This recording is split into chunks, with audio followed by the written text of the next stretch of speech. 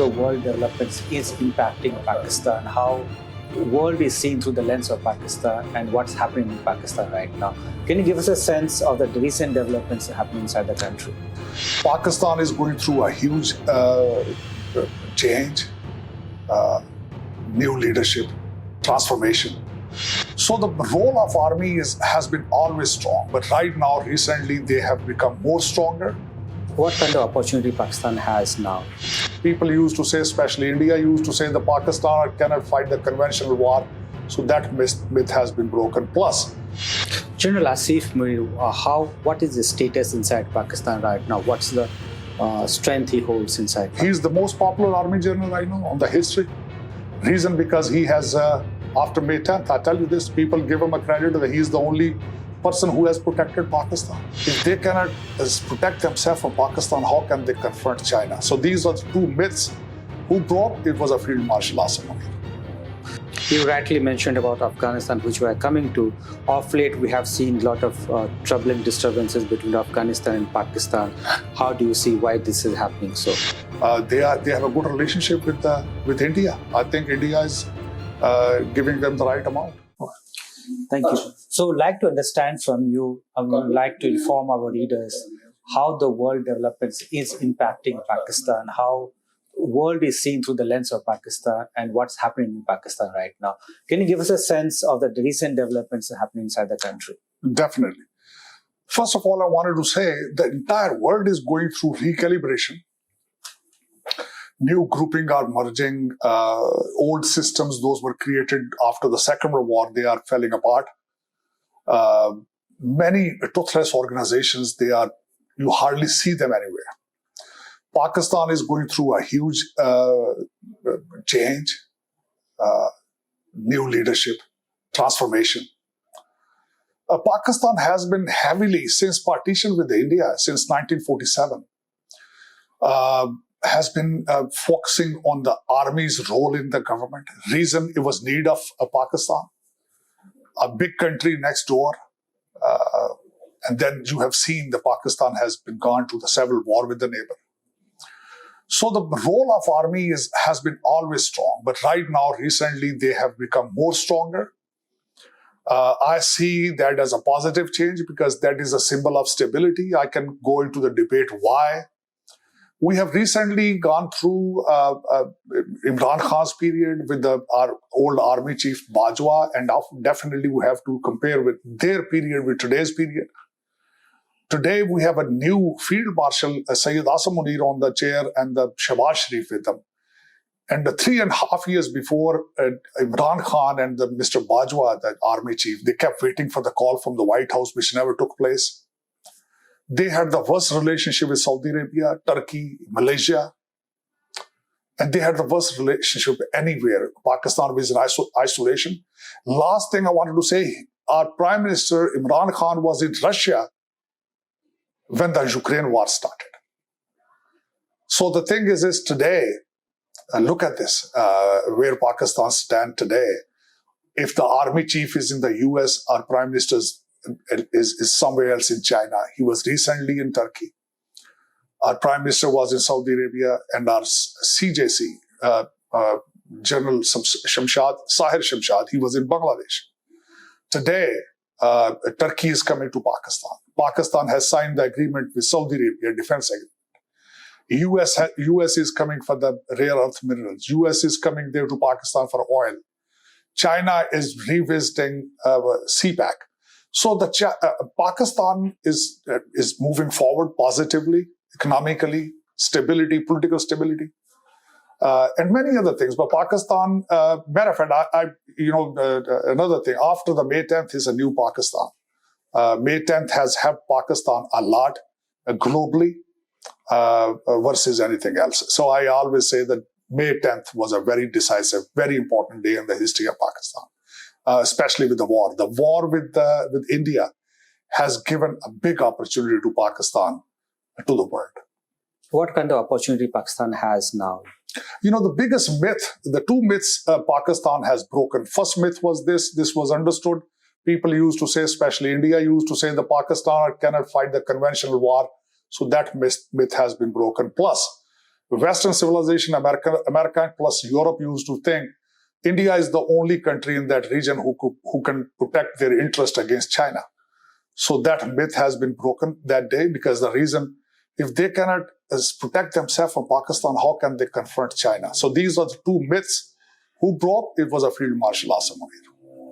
Where do you see Pakistan headed from now on, the future of Pakistan? Look at this. Pakistan is signing the defense agreements. Pakistan is using their military capacities, abilities as a product. They are signing with Turkey, Egypt, and Bangladesh now. They already have a defense agreement with Saudi Arabia, so that will become industry at the same time. So Pakistan's prosperity is written everywhere. Sajid Asim Munir, our Field Marshal, our Shahbaz Sharif, they have a vision of 2030 and 2047. They already have a plan. They already have given vision to how Pakistan will be becoming a part of G20 and later on G10, matter of fact, based on many factors. They are already looking into the crypto mining. They are already looking at the microchips at the manufacturing there. And many other things you will see in the future, especially the trade in the region with the Baltic states and with Afghanistan and many countries next to Pakistan. They are landlocked. So there's a big opportunity. So the Pakistan is moving forward, but especially defense as a product. General Asim Munir, what is the status inside Pakistan right now? What's the strength he holds inside? He's the most popular army general I know on the history. Reason because he has, after May 10th, I tell you this, people give him a credit that he's the only person who has protected Pakistan. That's the thing. He's the most popular than any political figure or any other army general, because our previous army general, General Bajwa, used to say our tanks are rusted. We don't have a diesel for the war. And he has made all of those things. He has proven himself that you don't fight the wars with the armaments. You fight the war with the passion, with the patriotism for your country. Isn't democracy taking a backseat now? No, democracy is not backseat in Pakistan. Democracy is on a backseat everywhere. Technocracy and especially authoritarianism is in the rise. I'm sitting in the country where the democracy has a history of 250 years. People have many issues here with the democracy, especially in Asia. There are hybrid systems. In every other country in Asia, there is no democracy. I don't think the democracy is a good word. But there's democracy has a different form and shapes. And this, I'm not saying J.D. Vance in Munich, matter of fact, he said, there's not one style of democracy fits in every other country. So there are hybrid systems everywhere in Asia. Where do you see the relationship between the United States and Pakistan? Right now, you can say that our leadership come into White House several times. Donald Trump seems like he's a foreign minister of Pakistan. Wherever he goes, he's talking about the planes and the 7 planes, 8 planes. So he's doing all the advocacy, creating pressure towards India. So you can say the relationship are moving forward, and especially I believe the time has come up. The Pakistan will become a bridge in between China and the US, which they have done it in the 70s. You probably have to remember that Henry Kissinger went to China through Pakistan. So I believe Pakistan's strategic location is very important, and I think they will use it properly, being next to Afghanistan, where America has a huge interest. You rightly mentioned about Afghanistan, which we are coming to. Of late, we have seen a lot of troubling disturbances between Afghanistan and Pakistan. How do you see why this is happening so? No, the thing is sadly, Afghan refugees, they stayed in Pakistan for 40 years, mismanaged. They should have kept them like the Iran kept them within the fences. That was a mistake Pakistan made it. But here, the reality is this, their sympathy and loyalty is always for sale. Whoever pays them more, they are always with them. And today, frankly speaking, they have a good relationship with India. I think India is giving them the right amount. So whenever somebody else will pay them the right amount, those guns will go against them. So Afghanistan is, everybody knows that they are always for sale. One thing I'd like to follow up on what you said earlier about the vision of 2030 or 2047. What's that vision? The vision is especially rare earth minerals. In Balochistan, there are huge underground or rare earth minerals, which they wanted to take it out. American companies, they are interested in going there. And they will change and not only this, the oil exploration. Donald Trump has said several times, maybe in the future, India has to buy oil from Pakistan. It's not me, it's Donald Trump. So I believe, and plus at the same time, leadership matters. Today's leadership is very serious about Pakistan's defense and Pakistan's economy. Thank you so much for being with us. I would like to have a monthly conversation with you for our audience of India abroad.